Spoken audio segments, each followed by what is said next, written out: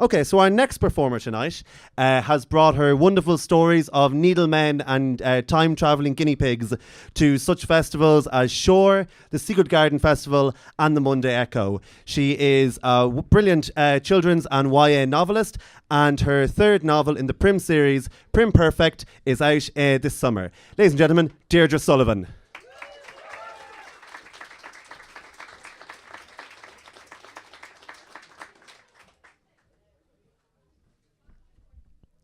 I use a microphone because I don't have a magnificent voice. So I have a guinea pig and his name is William and he has a time machine and he's really cool and he's my favourite guinea pig and I have another guinea pig as well. So because it's the Dublin Writers' Festival, I thought I'd read some letters that William wrote me that kind of shed a new light on a kind of famous Irish writer. Dear Deirdre, could you please keep the noise down? It's disturbing my schedule. Yours, William Butler Yeats, first of that name. Dear William, sorry about the noise. It's just that I like to listen to the news headlines of a morning. I will be more considerate in the future. You do realise that you were named after a famous poet? Dear Deirdre, no, I did not realise that. How irritating. Which one? I hope it's not Patrick Kavanagh. I saw a statue of him that looked kind of mean. William Butler Yeats, first of that name. Dear William, you were named after William Butler Yeats. You cannot be William Butler Yeats, first of that name, because there was already a William Butler Yeats before you who had that name first. Dear Deirdre, I'm not convinced. Is he on Google? William Butler Yeats, first of that name. Dear William, you should be. And yes, William Butler Yeats is on Google. He was a very important man. Deirdre. Dear Deirdre, what did he do then if he was so important? William Butler Yeats, first of that name. Dear William, he was a writer. A famous one. Dear Deirdre, you think every writer is an important writer. Just because you like to write, you think it's like this big important deal that everyone has to care about. Get over yourself. William Butler Yeats, first of that name that anyone actually cares about. Dear William, he was a senator too for like 2 terms, according to Wikipedia. He wrote loads of stuff, poems and plays and stories and things. Deirdre, dear Deirdre, how do you know that when you Google him, that you're not getting stuff that I did mixed up with stuff that he did? I was a senator as well for a while, remember? William Butler Yeats, first of that name, though others beg to differ. Dear William, no, you weren't. Deirdre. Dear Deirdre, yes, I was. You wouldn't remember because it was before you were born. William Butler Yeats, first of that name. Dear William, you are 4.5. You were not around before I was born. Deirdre. Dear Deirdre, what about my time machine? William Butler Yeats, first of that name. Dear William, I can't believe I forgot about your time machine. Sorry, my bad. Dear Deirdre, it's perfectly all right. Nobody expects a guinea pig to have a time machine. Much less to befriend a young solicitor, deviling with Isaac Butt and ultimately persuade him to throw it all in and become the artist he had always been in his heart of hearts, or have that artist name his firstborn son after him. William Butler Yeats, first of that name. Dear William, are you talking about John Butler Yeats? Dear Deirdre, yes I am. William Butler Yeats, first of that name. Dear William, so William Butler Yeats is your namesake? Dear Deirdre, yes, here is a letter proving exactly that. William Butler Yeats, first of that name. Enclosed with the letter, a small note yellowed with tobacco and time. Dublin, 1864. Dear William, OMG, thanks for helping me be an artist. I heart you, JBY. P.S. Susan is prego. Wonder what to name it, lol. So, yeah.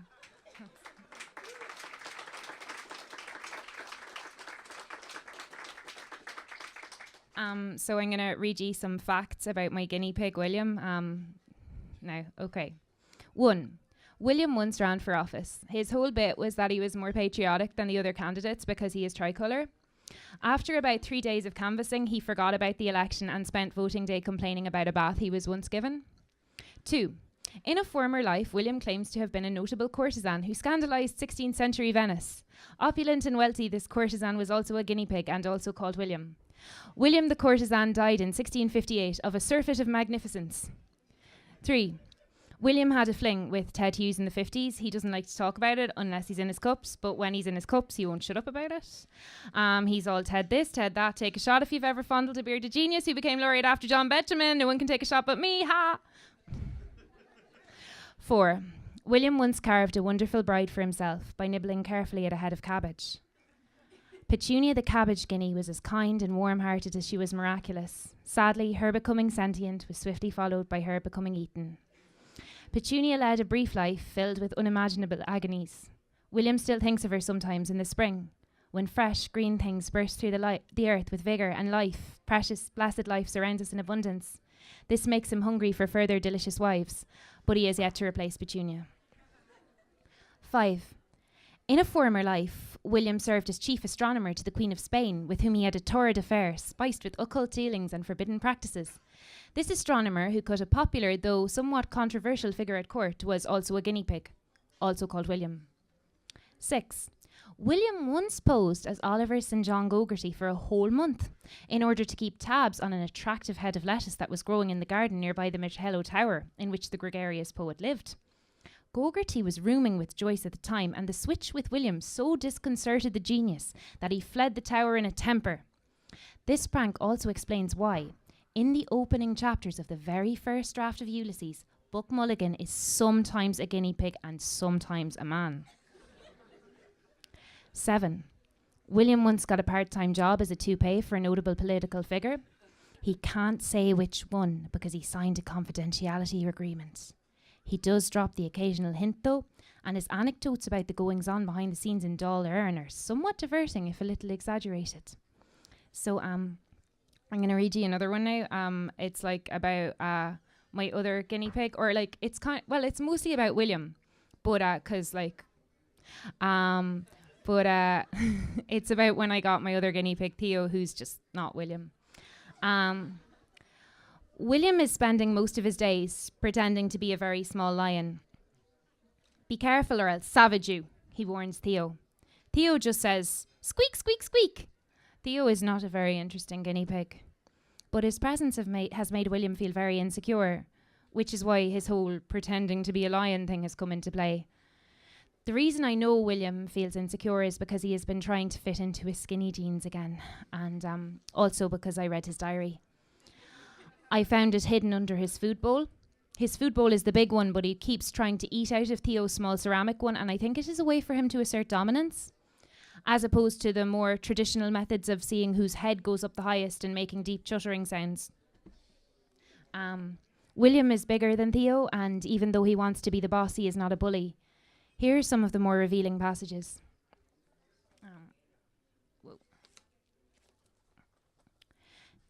Dear Diary, I am feeling very insecure. Theo is small, but if he grows bigger than me, I will not like it. He is not as handsome as I am, but what if he starts taking those supplements that make your coat all shiny? His sheen might distract onlookers from how good his bone structure isn't. I wish I were a lion. If I were a lion, I would have a mane, and then there would be no contest as to who gets more attention then. Roar! I would go, at the top of my lion voice, as a team of obedient lionesses provided me with gazelle after gazelle after gazelle. Theo is as agile as a gazelle. How elegantly he popcorns. I am too portly to popcorn as elegantly as I used to. Popcorning is this thing when guinea pigs are like super happy and they literally just go like several times in a row. Like popcorn. I am too portly to popcorn as elegantly as I used to. If I were a lion, I would not have to put up with any of this nonsense. Maybe I will be a lion in a bit, when my paranoia escalates a wee bit further. Your friend, William. Dear Diary, he got given cabbage ahead of me today. I didn't get out of the castle on time, and when I did, the sight that met my eyes was one of horror. He was munching happily on a treat that could have been mine. I got a bit of cabbage, but I didn't enjoy it because I knew he had some as well. Also, he was finished before me and came over and tried to eat my cabbage from out of my mouth. This is super gross, Diary. He is underage and smelly, and I do not want his mouth anywhere near mine. I still kind of wish I were a lion. I would have been all, "Roar!" and bitten his silly head off with my big lion teeth. Lions have better teeth than guinea pigs do. Our teeth are pretty ridiculous. Also, they keep growing all our lives, so if we don't get enough stuff to chew on, we might get into serious dental trouble. OMG, Diary, this is exactly what Theo wants. He'd only love for me to have to go to the vet so he could eat all the things in the cage in my absence. And when I came back and asked him, "What happened to all the things, Theo?" he would only shrug his shoulders and be all, "Squeak, squeak, squeak." That is all he ever says, Diary. I know he has a wide vocabulary because I found his blog. It is mostly about things he wants to buy in Top Man, but he goes into a lot of detail about them. Sometimes I think I hate Theo. Your friend, William. Dear Diary, he tried that weird make-out food stealing thing again, so I've decided to actually be a lion from now on. I've made a small mane out of hay and keep threatening to savage everyone.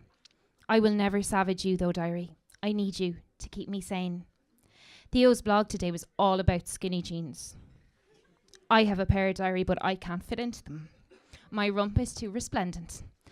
Theo, on the other hand, prances around like some sort of angular rock god. I don't care though, Diary, because I am not a guinea pig anymore. I am a lion. I say rawr now. All I say is rawr. Your friend William the Magnificent Lion. Does anyone know the number of a good guinea pig therapist, or failing that, a zookeeper? Yeah, that's it. Thanks.